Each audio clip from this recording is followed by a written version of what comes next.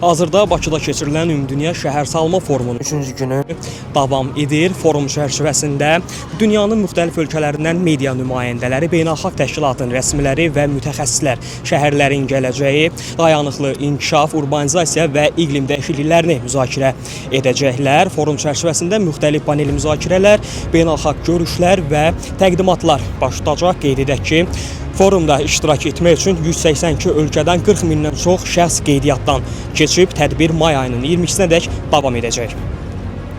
Ümumdünya Şəhərsalma Forumunun 13-cü sessiyası çərçivəsində açılış mərasimi baş tutub. Tədbirlərdə Azərbaycan Prezidenti İlham Əliyev və birinci xanım Mehriban Əliyeva da iştirak ediblər. Rahat hiss etmələri üçün əhalimizin bütün lazımi şəraitlərlə təmin olunmasına güclü sadiqliyimizi bir daha nümayiş etdiririk.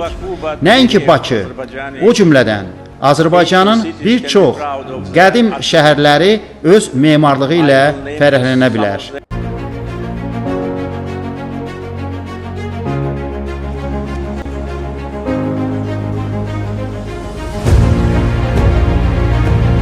Hazırda hökumətin qarşısında duran əsas vəzifələrdən biri Şərqi Zəngəzurun və Qarabağın yenidən qurulmasıdır. Bu barədə Prezident İlham Əliyev Ümumdünya Şəhərsalma Forumunun 13-cü sessiyasında çıxışı zamanı bildirib. Dövlətimizin başçısı Qarabağın və Şərqi Zəngəzurun 30 ilə yaxın Ermənistanın işğalı altında olduğunu xatırladaraq ona hərtərəfli miqyaslı dağıntıların olduğunu qeyd edib. Ziyarətçilərin Ağdamı, Xirosimaya bənzətdiklərini də vurğulayan Prezident onu da qeyd edib ki, biz onu Qafqazın Xirosiması adlandırırıq, çünki şəhər demək olar ki, yox idi. Forum çərçivəsində tanınmış iş adamları da iştirak edir. Ağalarov Development şirkətinin prezidenti Emin Ağalarov bildirib ki, Sibriz artıq geniş miqyaslı layihəyə çevrilib.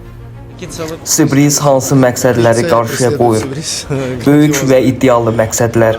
Sibriz artıq çox geniş miqyaslı layihəyə çevrilib.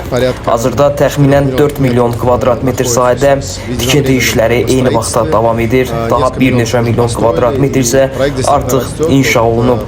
Layihə həqiqətən də böyüyür və Azərbaycan sakinləri, həm də beynəlxalq auditoriya və xarici investitorlar tərəfindən getdikcə daha çox maraq cəlb edir.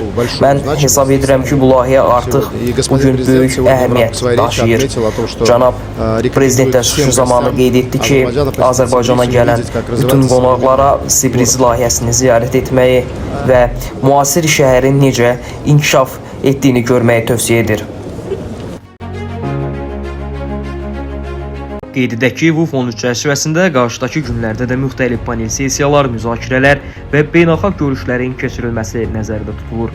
Bakı, Abbaslı Əsəd, Asim Zülfüqarov.